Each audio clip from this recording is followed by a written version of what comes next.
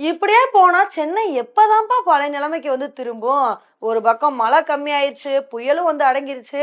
ஆனா சென்னையில இன்னும் தண்ணிக்கு மட்டும் பஞ்சமே இல்லாம, தண்ணி அங்கங்க தேங்கியிருக்கு. இதனால ஒரு இடத்துல இருந்து இன்னொரு இடத்துக்கு போணும்னா, படக யூஸ் பண்ணி தான் மக்கள் போய்க்கிட்டு இருக்காங்க. இதே மாரி இருந்தா அங்க உள்ள மக்கள் பாவம் இல்லையா? அதனால எப்பதான் பழைய நிலைமைக்கு சென்னை திரும்பும் அப்படின்றது தான் எல்லாரோட கேள்வியா இருக்கு. இந்த சமயத்துல அங்க உள்ள மக்களுக்கு குரல் கொடுத்து பேசுறவங்களுக்கு கூட நெறைய பேர் விமர்சனத்த குடுத்துட்டு வந்துட்டு இருக்காங்க. அப்படிதான் நடிகர் விஷால் ஒரு வீடியோ ஒண்ணு வெளியிட்டிருந்தாரு. அதுல அவர் என்ன சொல்லியிருந்தாருன்னா, "என்னோட வீட்டுக்குள்ளே தண்ணி வந்துருச்சு. மக்களுக்கு ஹெல்ப் பண்ணுங்க" அப்படின்ற மாரி இந்த மாரி ஒரு கருத்து சொல்லியிருந்தாரு. இதுக்கு ஒரு சில பேரு அவரையே விமர்சனம் பண்ணிட்டு வந்துட்டு இருக்காங்க. "ஏன்பா அபார்ட்மெண்ட்ல இருக்க உங்களுக்கே ஹெல்ப் பண்ணணும் அப்படின்னா, அப்ப ஏழை எளிய மக்கள பார்க்க வேணாமா? உங்களுக்கெல்லாம் சேஃபா இருக்க தெரியாதா? இந்த மாரி பேசுறீங்க" அப்படின்னு சொல்லிட்டு நடிகர் விசால நெறைய பேர் விமர்சனம் பண்றாங்க. அதே சமயத்துல அபார்ட்மெண்ட்ல உள்ளவங்க எல்லாமே எங்களுக்கு அத்தியாவசிய பொருட்கள் இல்ல, எங்களுக்கு ஏதாவது ஹெல்ப் பண்ணுங்க அப்படின்னு சொல்லும்போது, ஒரு சில பேர் என்ன மாரி பதிவுகளை போடுறாங்க அப்படின்னா, அபார்ட்மெண்ட்ல உள்ளவங்களுக்கு புயலுக்கு தகுந்தாப்புல முன்னெச்சரிக்கை நடவடிக்கை எடுக்க தெரியாதா? கவர்மெண்ட் அப்பப்ப அப்டேட்ட குடுத்துட்டு தானே வந்திருக்காங்க. வீட்ல இருக்க அரிசி பருப்பு எல்லாத்தையுமே வலிச்சு யூஸ் பண்ணிருவீங்களா? நீங்களே இந்த மாரி சொன்னா மத்த அப்பாவி மக்களை நாங்க எப்படி காப்பாத்துறது? உங்களுக்கு முன்னாடியே எப்படி பிளான் பண்ணணும்னு தெரியாதான்னு சொல்லிட்டு இந்த மாரி பதிவுகளை போடுறாங்க. அதே மாரி சென்னையில இந்த மாரி நிலைமையில பால் தட்டுப்பாடு இருக்கு. எல்லா இடத்துலயுமே பால் சப்ளை போறதில்ல. இப்ப இந்த சமயத்துல ஒரு சில பேர் என்ன சொல்றாங்கன்னா, பால் என்ன அத்தியாவசிய பொருளா? சின்ன சின்ன குழந்தைங்க இருக்கிற வீட்ல வேணா பால் அத்தியாவசிய பொருளா இருக்கலாம். பெரியவங்க இருக்க வீட்ல கூடயா பால் அத்தியாவசிய பொருள்னு சொல்லிட்டு இந்த மாரி கேள்வி எல்லாத்தையுமே கேக்குறாங்கங்க.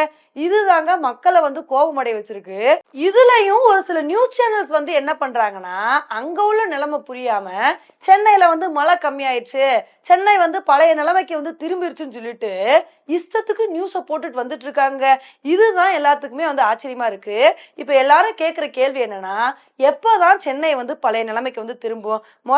அதிகமா மழை விழுந்துகிட்டு இருக்கப்ப என்ன சொன்னீங்க?